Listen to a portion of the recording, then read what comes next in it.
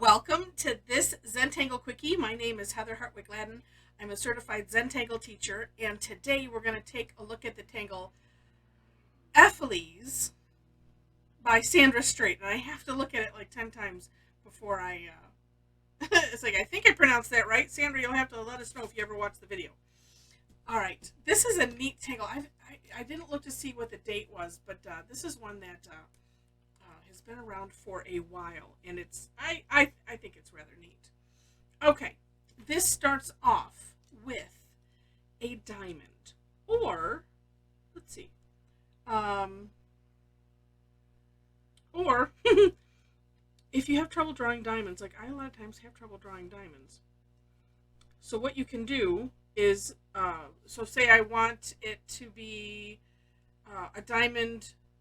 Listen, if I make it a diamond when I have it this way, then what I'm going to do is I'm going to draw. I'm turning it 45 degrees, and I'm going to draw a square. I'm going to shoot for the middle here. We'll see what happens. Now, square, rectangle. Okay, never mind. It turns out just as bad. It turns out just as bad when I just do it straight. So, never mind. But let us continue with this tangle, because this one, kind of the more perfection is not even a goal in Zentangle, but this one is a little bit whimsical, so it's going to be all good. All right, so what we're going to do is, on each side, I'm going to do like the takeoff and land concept, and that means I'm taking off here. Let me move a little bit. And I'm coming straight out into a spiral.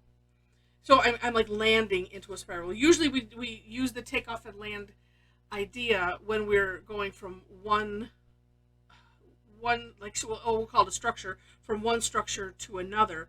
But it's the concept is, instead of going right from this point, we're just going to get a little running start, and it adds some continuity in my book that I think is super nice.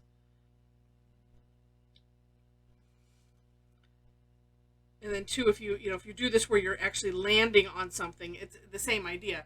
It just there's just a continuity that is missing when you just go kind of from point to point.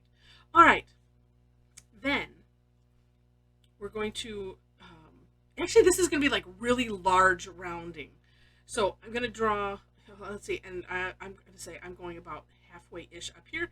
This is one of those up to you type of things, but we're going to round off this corner. And you can either, if you want to make it straight, great. If you want to make it with a little bit of a curve, that's great too. And we're going to fill it in, obviously, as that's what I'm doing. But, only about halfway. Maybe a little bit more, but at first I was doing them all the way to the end. It's like, nope, that's not. We have to fit in the last step. So if you aim for halfway and you're close, that's good.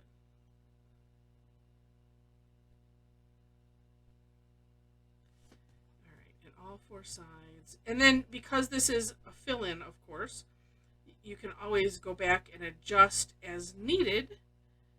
So if you if your curve isn't, if you need to adjust that, this is a great time to do that like this one. I don't know how that ends up like with a little corner in there.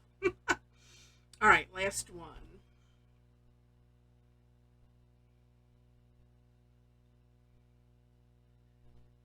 And then my biggest challenge is overshooting.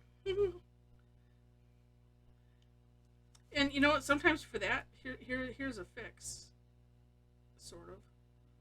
So I can go and thicken this whole line, and then, of course, we want to be consistent. So well, since I did that there, just do it on all four sides. But that's what I'll usually, it's almost like taking a thin slice off, and I'll just run my pen on whatever the edge is that just has those, has little bumps on it that I'm not happy with. And then here too, just to kind of curve that out.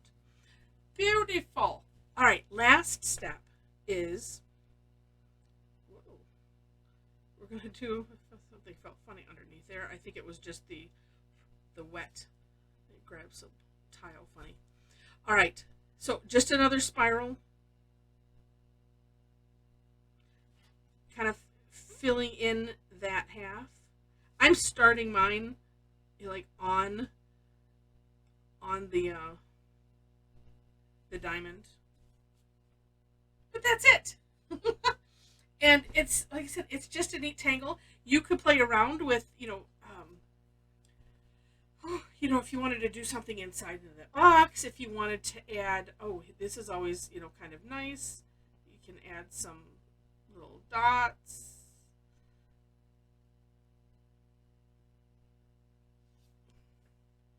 Around. It's a neat tangle. I don't know why this one makes me think like 1950s for some reason. I'm not sure why, but it just does. And you can see it's a little on the whimsical side.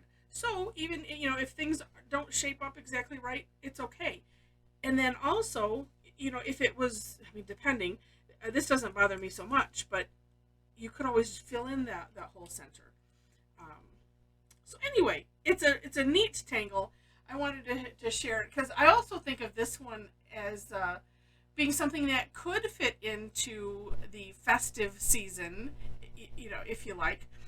It just depends. You could just add color, and then that will make it festive. But there's just something about it that's celebratory, and I think that's a lot of fun. So I hope you enjoyed the video. If you did, would love to have a like. Feel free to share it. And if you haven't subscribed to the channel yet, would love to have you as a subscriber. Of course, subscribing to the channel is free.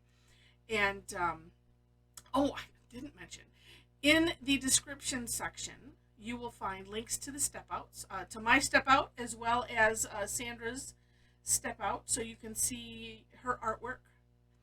And also below that are ways to connect with me if you would like to. I do teach classes online. I do both free and paid classes. Once a week I have 2 sessions on Thursdays, unless of course there's a holiday or something weird comes up and real life happens type of thing. But would love to have you join. So the information is on the website. Also other ways to connect, via Instagram, Pinterest, Facebook, all of that. So thanks again so much for watching, and I wish you happy tangling.